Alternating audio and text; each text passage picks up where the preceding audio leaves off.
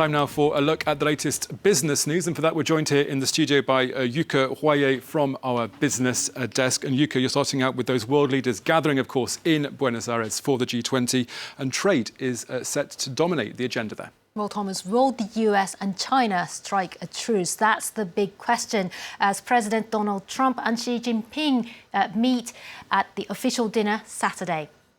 State-run newspaper China Daily says in its editorial Friday that the two countries can reach a trade deal in Argentina, but for that to happen, Washington must be, quote, fair-minded.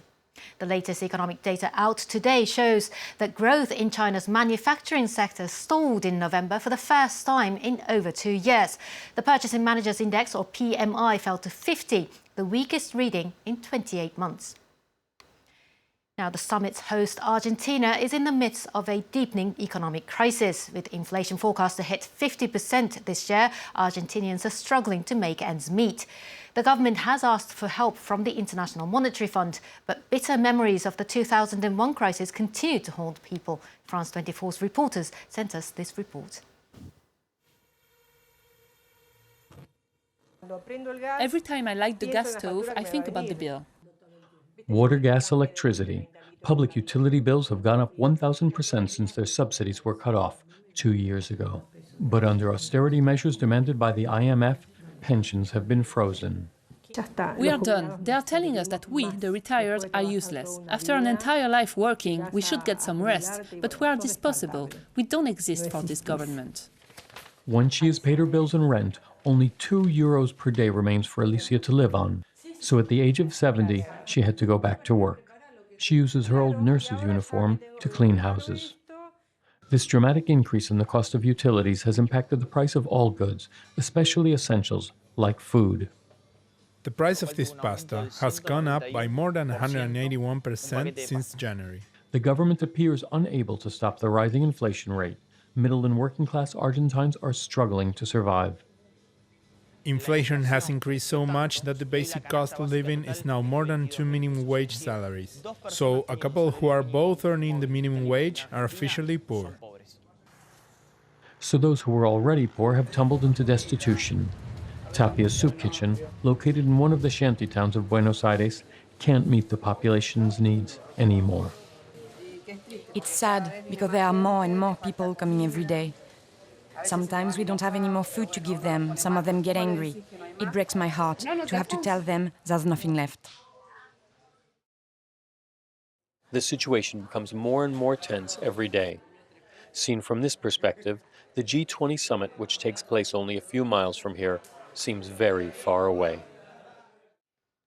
Investors are also keeping a close eye on the G20 summit. Here in Europe, a mixed picture at the open. Auto and tech shares under pressure due to trade worries. As you can see, London's FTSE opened in negative territory. Paris's CAC 40 and Frankfurt's DAX are just floating above in positive territory.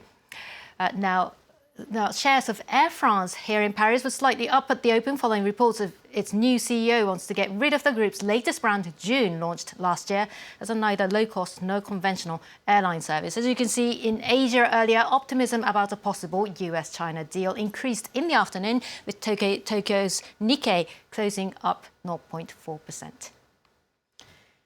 Venezuela's president, Nicolás Maduro, has announced the country's minimum wage will be boosted 150% to counter what he called an economic war being waged by the United States. Voicing anger over US economic sanctions, Maduro compared Donald Trump to Adolf Hitler, saying he's persecuting the people of Venezuela. The socialist leader said he would help struggling Venezuelans by boosting the minimum wage in a country where inflation could top 1,000,000% this year. The monthly wage hike, though, is equivalent to just about $11. Take a listen to the Venezuelan president. From the 1st of December, the value of the national minimum wage and pensions for our beloved pensioners will be 4,500 bolivars.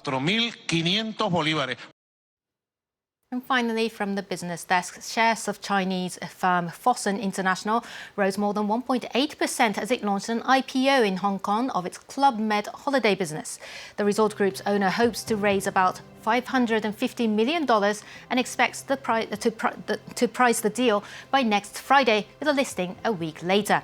Fosun bought the Club Med brand in 2015 for more than $1 billion. The group, though, is one of China's so-called grey rhino companies that have come under scrutiny from authorities in the mainland wanting to crack down on debt-fueled foreign acquisitions.